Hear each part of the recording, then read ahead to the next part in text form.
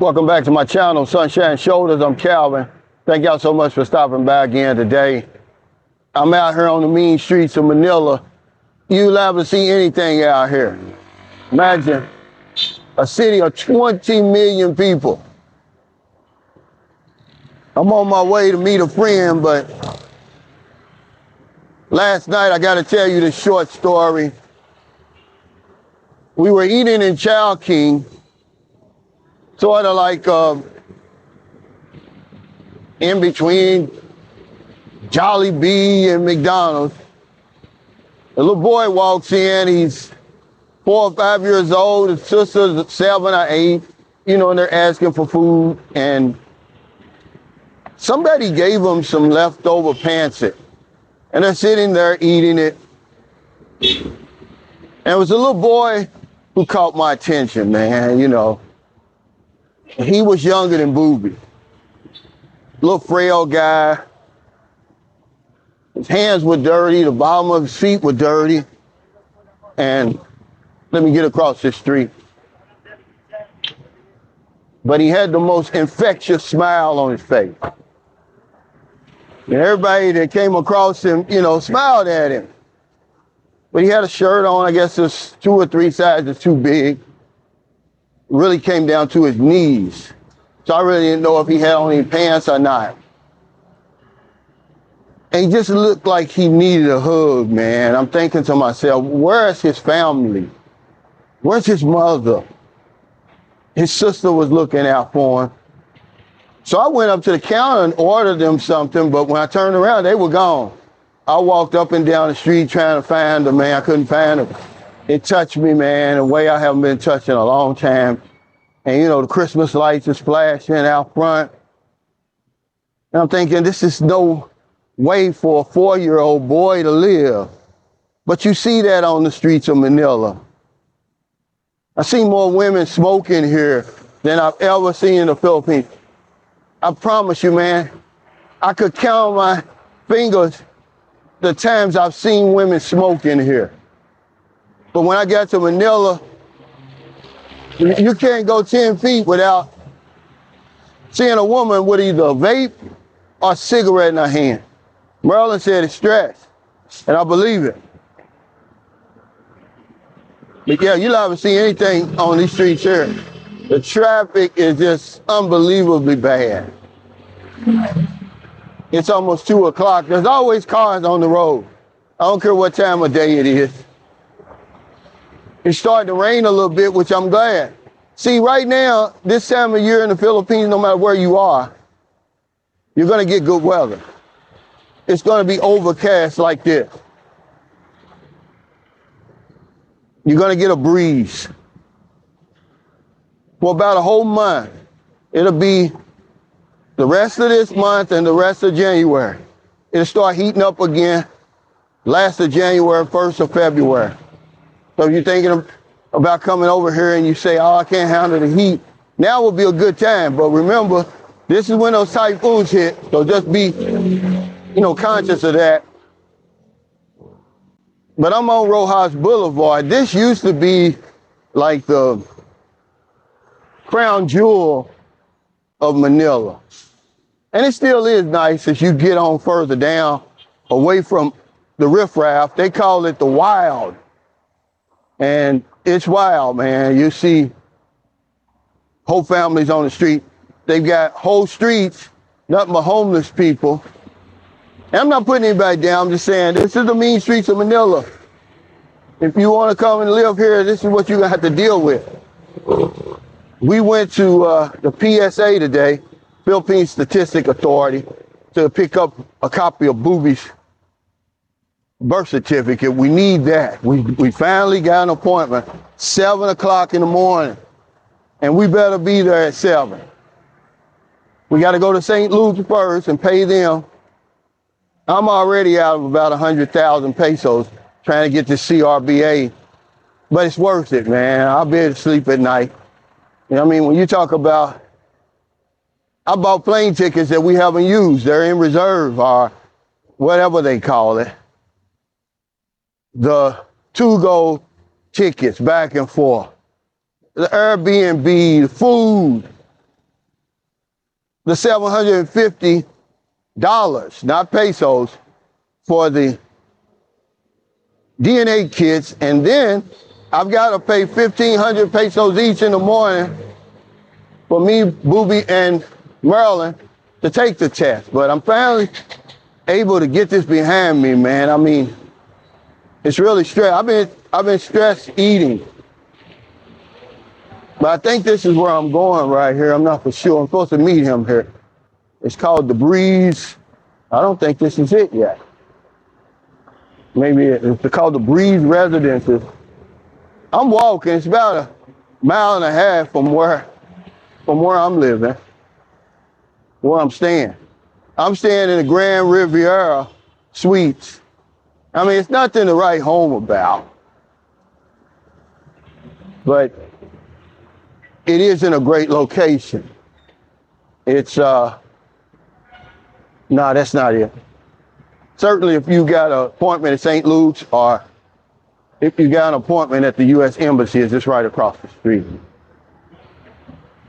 Well, yeah, this is crazy, man. And I'm going to show y'all, this is just the beginning. I'm going to show you as it gets darker what really goes on here. But I wanted to get the video started while it was on my mind. Headed around here to get my laundry done. Now I'm going to show y'all something about the laundry here under normal circumstances. This is twice as much, maybe 3 times as much laundry as I had in Cebu. I don't know everything about the Philippines, but I can certainly point you in the right direction and keep you from getting scammed or getting in trouble. 200 pesos per kilo is outrageous. There's no way somebody should charge you that. Now, I believe over here, it's going to be something like 30 or 40 pesos per kilo. But I fell in love with the Philippines the very first time I came over here. And something grabbed a hold of me, and I just was never able to let go. The good, the bad, the in between, man, I'm still here, still holding on. I'm not going anywhere, man. There's just something about this place. I could live anywhere in Southeast Asia, really in the world. But I just want to stay here. It feels like home now, 7 years. And that's not even a lot. Hey, how you doing? It's not even a lot either. So many people have been here much longer. But this is my story, man. I always tell y'all my story. We're still in Manila. Hey, what's going on? I just came back from the laundry. Now, 190 pesos is all that costs. I'm here in Manila, not 595 pesos. And I had about 3 times as many kilos as I did. And I know people push back and say, I'll quit crying about $12. 200 pesos per kilo for laundry is a scam. No matter where you go in the Philippines. You can go to Boracay and all those other places. That's the difference between a peso economy and a dollar economy.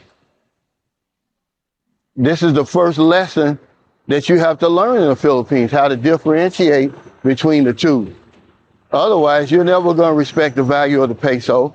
You're always going to be paying more than you should. I don't care.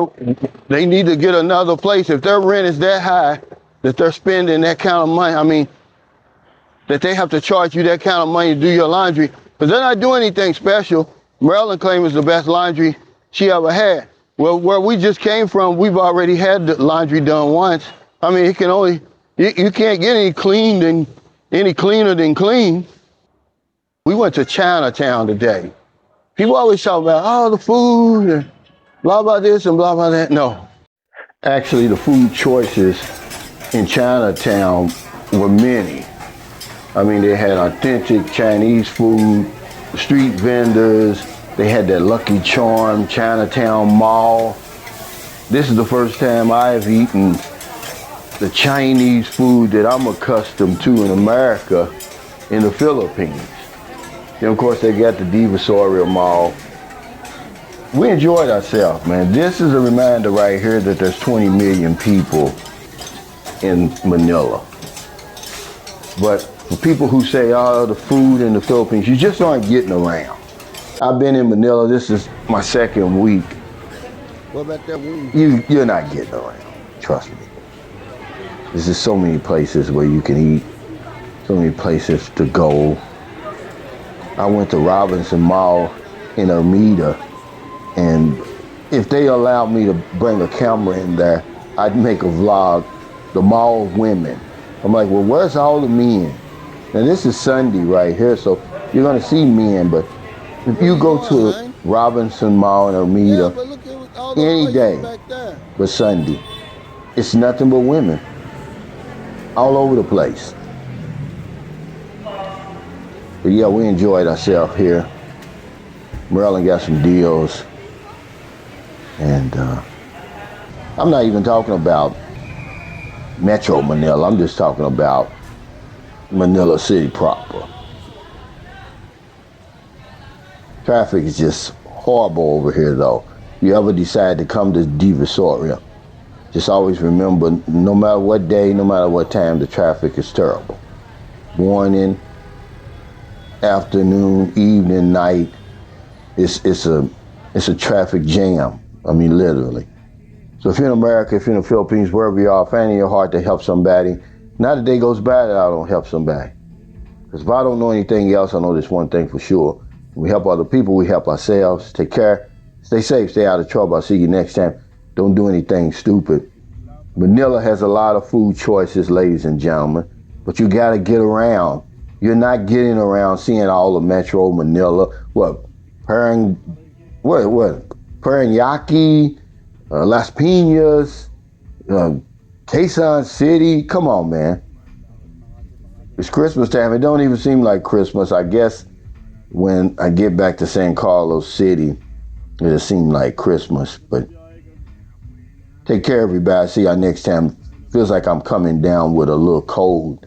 I'm about to get in the gym, man. I haven't been in the gym in 2 weeks. Take care.